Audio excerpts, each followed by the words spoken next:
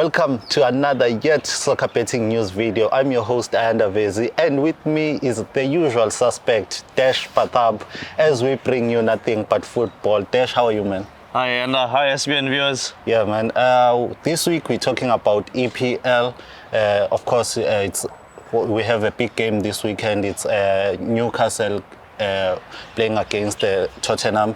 Both teams have suffered defeats in the previous games, and they're fighting to finish within the top four. Obviously, every team wants to play in the UEFA Champions League.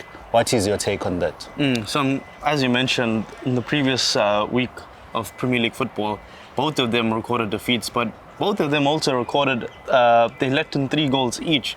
So you look at Newcastle, who had come up against Aston Villa, who are very much a form team going into that round of fixtures, doing very well for themselves. In fact, outperforming the results because, Unai Emery didn't get a transfer window. He came in for Steven Gerrard, so it's very much the same squad. Yeah. And look at the results he's been churning out. And for Newcastle to get a 3-0 defeat on that one would have been a shocker, to be honest. Definitely, I actually it was a shocker. I thought they would score, but conceding 3 as well, it was their heaviest league defeat this season. And for a club, like Newcastle, no disrespect, they were conceding left, right, and centre last season, but it just goes to show how well and how far they've come under Eddie Howe this season. Tottenham, on the other hand, I did not see that. A 3-2 loss to Bournemouth. Relegation threatened Bournemouth. I didn't see that coming, especially because their home form was like such a solid rock, a foundation from which they were building their top 4 hopes on. And I think those faltering ambitions are just fleeting away. Bournemouth actually came into that round of fixtures as a side with the worst defensive record. And for them to hit Tottenham for 3, it just goes to show where Spurs are at the moment. I want us to first focus on the away side, of which it's Tottenham. Since Conte left the club, do you see maybe any changes? Is there any difference maybe, or it's still the same, or the situation has gone from bad to worse, or what is happening at Spurs? Look, honestly, I think when managerial changes happen at a club, the hierarchy sort of banks on that new manager bounce, and that hasn't really happened at Tottenham since Stellini has entered the fray, because he was there previously when Conte had his gallbladder surgery and he was in Italy, so he did have experience managing the Tottenham Hotspur first team as the manager, and now he's been given it on an interim basis, but the results have been pretty poor. If you look at that performance at the Tottenham Hotspur Stadium, where Spurs actually came into that fixture with 5 league wins from their previous 5 home league fixtures, and those were impressive results. You look at Man City, West Ham, Chelsea, Nottingham Forest, and Brighton, which was a very important victory for them. Those were the 5 wins, and then they only conceded twice across those 5 games. So I really was just shell-shocked when I saw them concede 3. Which was more than the previous 5 put together. But of the old Tottenham. So when Conte was appointed to be the manager of Spurs, everyone was saying Spurs will be now competitive. They will even finish within the top 4. But now it seems like that is not happening, because they've played 31 games and they're sitting on 5th position on the log. Do you see them finishing within the top 4 or not? Or not? Look, for me, I don't think it's going to happen, to be honest. I think that the Spurs away form has been absolutely horrific, and they've got some really difficult fixtures on their travels this season. I believe 4 of their final 7 league games are away from home to clubs like Newcastle this weekend, but they also go to Anfield. And Aston Villa, they play at Villa Park, which is going to be, one of the toughest grounds to face in the current Premier League calendar. And then they finish off with Leeds in their final game. So I can't see them getting anything from those Newcastle, Liverpool and Villa Park fixtures. But maybe possibly Leeds final day. We'll see what happens. Do you think the players are not hungry enough for Spurs. They are not passionate enough because Conte, I remember one of his press conference where he was like angry, saying the players, he thinks they are not hungry enough to play for the club. Do you think that has an impact, looking at the performance that the Spurs have been showing recently? Do you think the players also are there to blame that they are not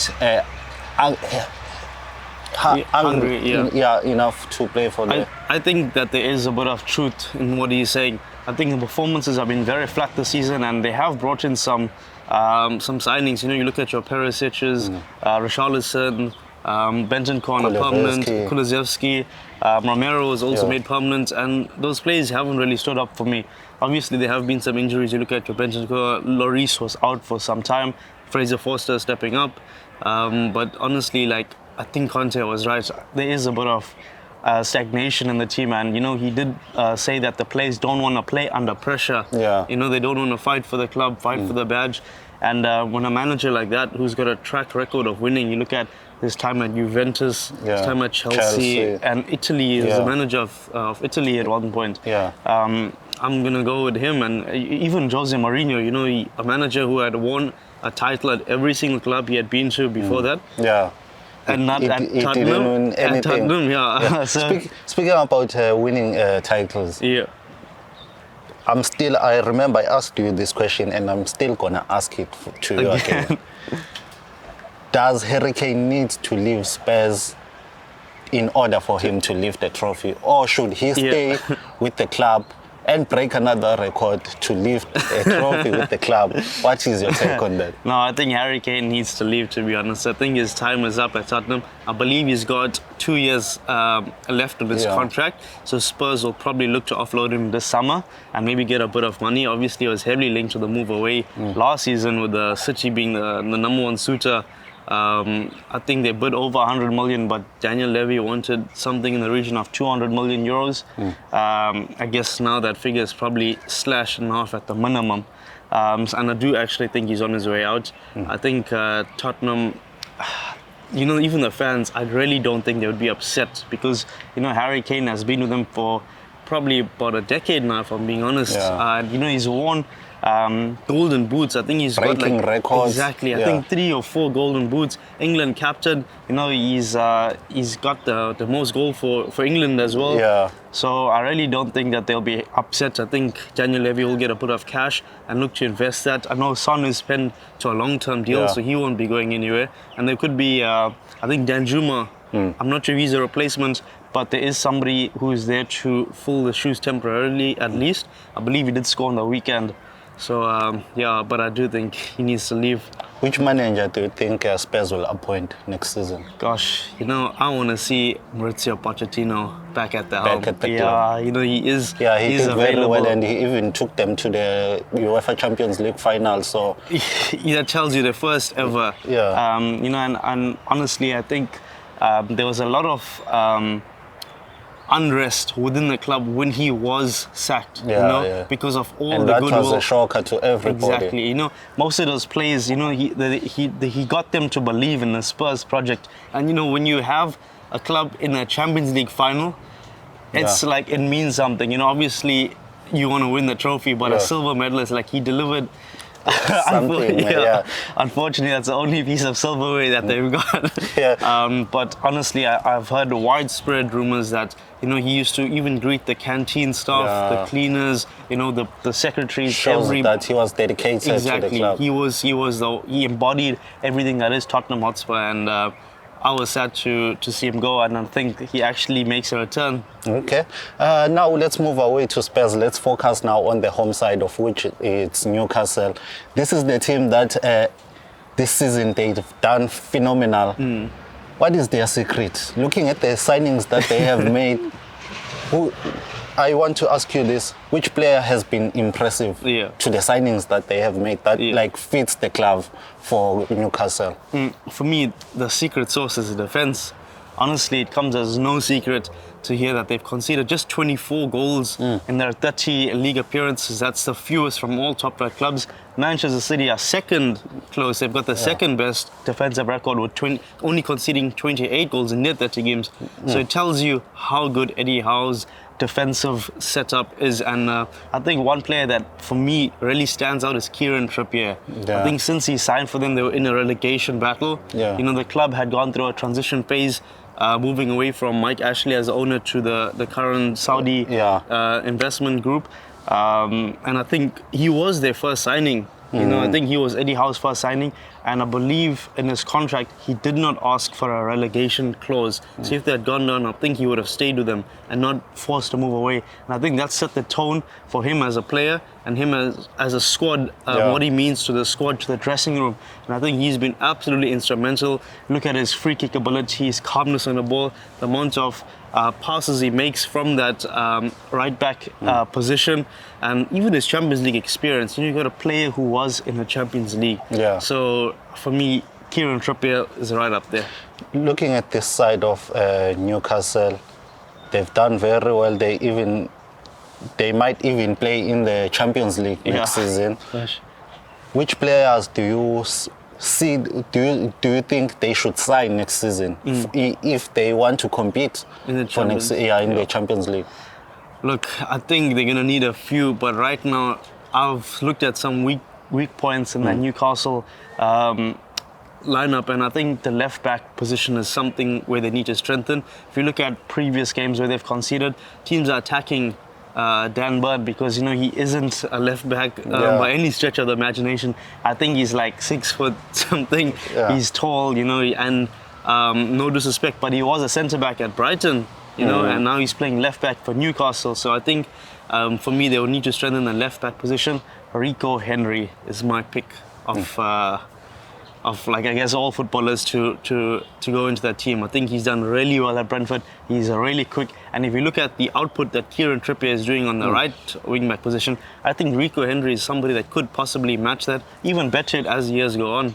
So next season, do you see this Newcastle team improved? Can they even have a silverware next season? With the way they've shown this season, they've been like phenomenal. Do you think next season they can, because we are seven or 6 games away before the season ends? Yeah. So do you think this team next season, Eddie Howe can deliver a silverware for Newcastle? Oh, 100%. You know, this time they came close in the final. They made it to a cup final in his first full season in charge. To take a club to a cup final, that is insane. Obviously, Eric Ten Hag has done the same thing, going on further than Newcastle, obviously, playing them in the final. But he's, you know, all credit to Eddie Howe. You know, the project he's taken on, especially with a club as tumultuous as Newcastle. To put them in the final, it was really galvanizing for the fans, and I think he has their 110% support. I think next season he does make a run in the FA Cup. I think he's gonna eye that as a competition to deliver some silverware. Okay, now let's come back to the game. Where do you think you talk about the left back of Newcastle, that you think that is their weak point? Do you think that is where Spurs can hurt Newcastle? Yeah, I think that's probably where they're going to direct the focal point of the attack. I believe Kulusevski will line up and probably also fancy his chances against Dan Burn. You know, Kulusevski with that quick ability to turn, you know, he can find plays. You look at last season, how strong he was in Spurs' final few fixtures. Obviously, he was on loan back then, but my word, he was absolutely phenomenal. And I think this time out, it'll be the same game plan. So where will Newcastle head Spurs? Look, the defense is, you know, after conceding 3 at home, they haven't done really well. And I think that's where Newcastle will just like try and get shots away. I think Miguel Almiron has been well rested. He hasn't really started in recent weeks. They've been playing. I know Eddie Howe's been given Anthony Gordon a few starts, and you know, even on the right wing for Newcastle, I believe Jacob Murphy has been playing. Joe Willock has been also filling in over there. They don't look like they have a out-and-out right winger, and I think Miguel Almiron did have that position for some time. I'm not sure why he's on the bench, because he is their top scorer actually. Yeah. So I think he goes straight into the lineup for this one. This is a must-win for Newcastle, because I don't actually think they finished for the season. As you mentioned, there is 7 games to play. That's 21 points to play for. And right now, United are above them on the log. United currently occupy that third position, just 3 points ahead of them. And on the head-to-head, Newcastle have taken 4 points from a possible 6 against United. So I think Eddie Howe will tell his team that we are going for the third spot. It's within our grasp, because currently it's occupied by United, who are still involved in the FA Cup and in the Europa League. So they will have, and there is a squad dilemma at United. You know, you look at Rashford out, Martinez out, Varane out. They might not fumble exactly. somewhere. And with a 3-point gap with 7 games to play, I think Eddie Howe will say that's ours, and that's where I think they finished this season, as high as third, to be honest. Okay, I won't be surprised even if they finish on that spot. Now, quickly, it's time for prediction. What is your prediction? I'm going with a comfortable Newcastle victory. I can't see Spurs getting anything from this, and I'm going with a 2-0 to Newcastle. Well, there you have it from Desh. He's predicting that Newcastle will take it 2-0 to Spurs. That's it from me, Ayanda Vezi. Don't forget to follow us on our social media platforms. On Twitter, it's SBN_ZA. On Facebook, it's Soccer Betting News. If you haven't subscribed on our YouTube channel, please do so. That's it from me, Ayanda Vezi and Desh Parthab. Until next week, cheers. We're out. For more soccer betting tips and previews, get the latest copy of Soccer Betting News for only 10 Rand at your nearest Hollywood Bets branch or news agent.